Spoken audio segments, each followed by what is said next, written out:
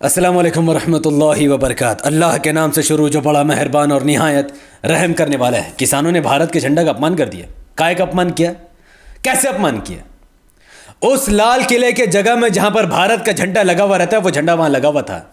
किसानों ने अपना संगठन का झंडा दूसरे गुंबदों में लगाया जहां पर कोई झंडा नहीं होता है। तो भारत के झंडा का अपमान कैसे हुआ? कैसे अपमान हुआ? क्या अपना संगठन का झंडा लगाना अपमान है? तो फिर ये जो अनभक्त भारत के झंडा को पैरों तले कुचल रहा है और बीजेपी के झंडे को ऊपर लगा रहा है, ये अपमान नहीं है? अगर किसानों ने अपमान किया तो ये क्या है और ये क्यों खुला जुड़ रहा है? मोदी का झंडा को ऊपर लगा देना और भारत के झंडा को नीचे लगाना अपमान नहीं है, लेकिन किसान अपना झंडा को अगर लाल किला में लगा दे तो वो अपमान हो गया। लाल किला के हिंदुत्व के बाप की जागीर है। इनके औकात है लाल किला बनाने की? किसने लाल किला बनाई? कौन इस पर दावा ठोक रहा है? और वो हिंदुत्व संगठन के लोग, वो गोदी मीडिया ऑब्जेक्शन दिखा रही है। अरे जरा इनको इनके औकात तो बताओ।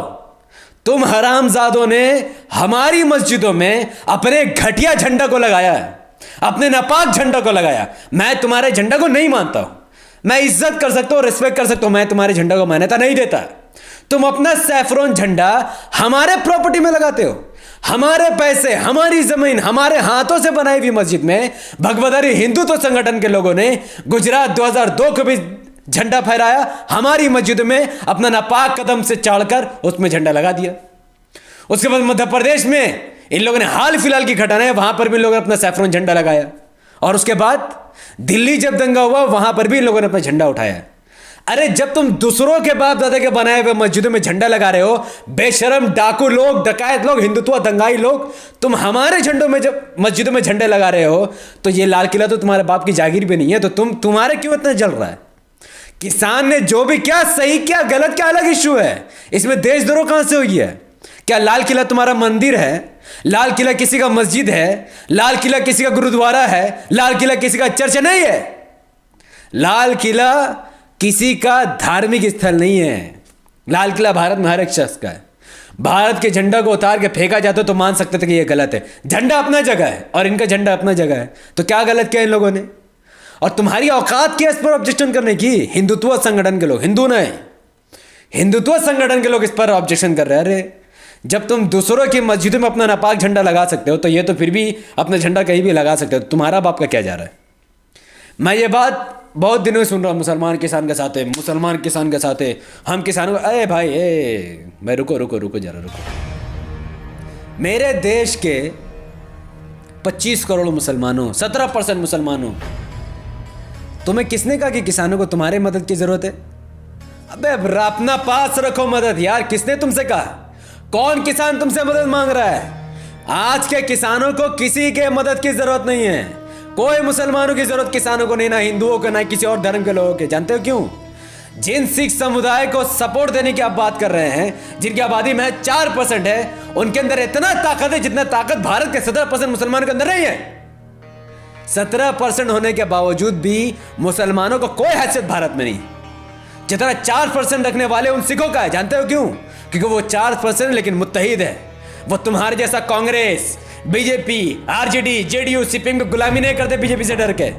उनका वोट भी मुत्तहिद है और वो भी मुत्तहिद है। कहीं कटते बटने उनका नाम नहीं है, इत्तेहाद रखते हैं। सही इस्लाम को वो सिख फॉलो करते हैं, मुसलमान फॉलो नहीं करता है। और तुम 17% हो, हर जगह बटे हुए हो। को राहुल गांधी का गुलाम, को प्रियंका गांधी का गुलाम, को ममता बनर्जी का गुलाम, को लालू का गुलाम, को उसका बेटा का गुलाम, को मुलायम का गुलाम, को उसका बेटा का गुलाम। हर किसी न किसी का।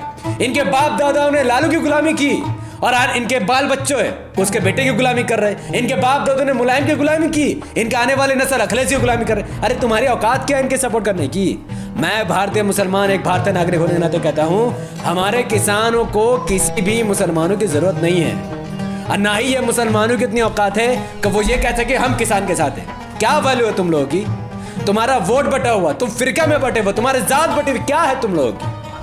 बरेलवी कहता है शिया से शादी नहीं, शिया कहता सुने, तुम्हारी कोई हैसियत नहीं है। जब तक फिरका परस्ती में रहोगे, तुम्हारे वोट या तुम्हारे ताकत को किसी की जरूरत नहीं, क्योंकि तुम्हारे अंदर ताकत है ही नहीं। तो देश के किसान अपने जज्बे के साथ है, उनके कौम के लोग उनके लिए काफी है। जो लोग खेती बाड़ी कर रहे, धार्मिक को नहीं है, उससे कोई मतलब नहीं है, उनमें इत्तेहाद है। और इसी इत्तेहाद के बदौलत उन लोगों ने लाल किले में झंडे गाड़ दिए, बदले में कोई गोलीबारी नहीं। 1-2 लोग मरे होंगे, जहां तक मुझे रिपोर्ट मिली। मैं यकीन दिलाकर कहता हूं कि अगर मुसलमान लाल किले में इतनी भीड़ लेकर झंडा गाड़ने पहुंच जाता ना, ये 26 जनवरी को अगर ये काम कर देता तो कोई ठीक ने एक जनरल डायर ने गोली चला दी थी ना जलियांवाला बाग में, ये पार्ट 2 हो जाता। जानते हो क्यों? और किसी को फर्क भी नहीं पड़ता। 50 मुसलमान मरे, 60 मरे, 1000 मरे, किसी को कोई फर्क नहीं पड़ता। क्यों भैया? क्योंकि हमने अपना लीडर तो चुना ही नहीं है। हमारे लीडर वो पप्पू है, राहुल गांधी, और उससे पहले उसका बाप था, उससे पहले उसका बाप था। क्या उखाड़ लिया उन लोगों ने? गुजरात दंगा हुआ, हजारों मुसलमान मारे गए, क्या उखाड़ा तुम्हारे कांग्रेस के लोगों ने? क्या उखाड़ा? एहसान जाफरी का नाम सुना है? देश का अजीम सांसद, मुसलमानों का लीडर था गुजरात में, घर से घसीट कर निकाल के उसको जबा कर दिया गया। क्या उखाड़ा तुम लोगों ने? तुम्हारे बाप गांधी परिवार ने, तुम्हारी मां सोनिया गांधी ने कुछ नहीं उखाड़ा, पर तुमने लीडर बना के रखा था उनको। कोई कुछ नहीं कर पाया, क्योंकि हमारा कोई लीडर अपना कौम का नहीं है। सब गैर कौम पर हमें भरोसा है। गांधी परिवार पर, यादव परिवार पर, सिंह परिवार पर, फुला फुला फुला फुला। एक बेचारा बैशुद्दीन ओवैसी चिल्लम पुकार करता है अपनी कौम के लिए, भारत के लिए, संविधान के लिए, दलित के लिए, आदिवासी मुसलमान के लिए। नहीं नहीं, ये तो बीजेपी की बी टीम है। अरे अपना कौम का तो मुश्किल से एक पढ़ा लिखा आदमी मिला पूरे भारत में, तो ये बीजेपी के बी टीम है। और जो बेवकूफ इंसान सुबह से रात तक योगी आदित्यनाथ के साथ है, वो बी टीम नहीं है। जो ममता बनर्जी एनडीए की सरकार में थी, वो बी टीम नहीं है। लेकिन जो मुसलमानों के लिए आवाज उठाती, वो बी टीम हुई है। तो मुसलमानों की फिलहाल तो कोई हैसियत या कोई औकात भारत में नहीं है। ये रियलिटी है, किसको बुरा लगेगा? अरे जुम्मन मुसलमान, तुम्हें जो उखाड़ना होगा मेरा उखाड़ लेना है। मुझे तो, मैं जब मोदी से नहीं डरता, अमित शाह से नहीं डरता, या बीजेपी के किसी वर्कर या आरएसएस मोहन भागवत को अपनी जूती पर रखने वाला हूं मैं तुमसे क्या डरूंगा? मैं अल्लाह से डरता हूं। सच कड़वा लग रहा है, ये हकीकत है। तुम मरते रहो फिरका के नाम पे, लड़ते रहो फिरका के नाम पे, मारते रहो दूसरों को फिरका के नाम पे। तुम्हारा कुछ नहीं होने वाला। तुम्हारी हैसियत सिवाय कांग्रेस की गुलामी का कुछ नहीं होने वाला। चाहे टीएमसी की गुलामी करो, कांग्रेस ही करो, आरजेडी करो, जेडीयू करो, तुम सिर्फ दर्री बिछाते रहो बस। अब बीजेपी से डर के किसी की भी पूजा करो, अरे बाप बीजेपी आ जाएगा, हम तो बस ओवैसी को नहीं देंगे, बीजेपी आ जाएगा तो हम उसको देंगे वोट। यादव हो, ठाकुर हो, सिंह हो, जो भी हो, जिसका नाम में मुसलमान है उसको बिल्कुल वोट नहीं देंगे। तो मत दो, भाड़ में जो, किसको परवाह है? तो जिन लोगों ने हमारी मस्जिद में झंडा गाड़ा, उनको कोई हक नहीं है कहने का कि किसानों ने झंडा गाड़ के गलत किया। क्योंकि किसानों ने जो भी किया वो उनका मर्जी है, उनका अपना मेजोरिटी, उनका अपना इत्तेहाद है, कोई कुछ नहीं कर पाया। लेकिन सोचो मुसलमानों, अगर ये मुसलमानों की भीड़ होती, रब्बे काबा की कसम खाकर मैं कहता हूँ, अपने दिल से पूछो, क्या ये इतना आसानी से हो पाता? जबकि हम 17% आबादी में हैं, लेकिन हमारी कोई हैसियत नहीं। वो 4% आबादी रखने वाले लोग इतना बड़ा कांड करके चले गए। तो अब नहीं संभलोगे तो कम से अपने वोट को मुत्तहिद करो, मत बिखरो सीपीएम में, कांग्रेस में, आरजेडी, जेडीयू, सीपीएम, मत बिखरो अपने वोट को। अपने वोट को जिस दिन मुत्तहिद करोगे उस दिन तुम पर कोई गोलीबारी नहीं होगा, कोई उल्टा सीधा डिबेट नहीं होगा, कोई तुम्हें जलील नहीं करेगा। तब बीजेपी खुद तुम्हारे पास आएगी, भैया मुसलमान मुत्तहिद हो चुका है, अपना 17% वोट मुझे दो, बदले में तुम्हें जो कानून चाहिए मैं वापस दे दूंगा, जो कानून चाहिए ला दूंगा, बस अपना वोट मुझे दो। लेकिन ऐसा है क्या? ऐसा नहीं है। उनके धर्म के लोग करोड़ों भगवानों को मानने वाले एक हो गए कि हाँ भाई हमारा एक ही लीडर है नरेंद्र मोदी।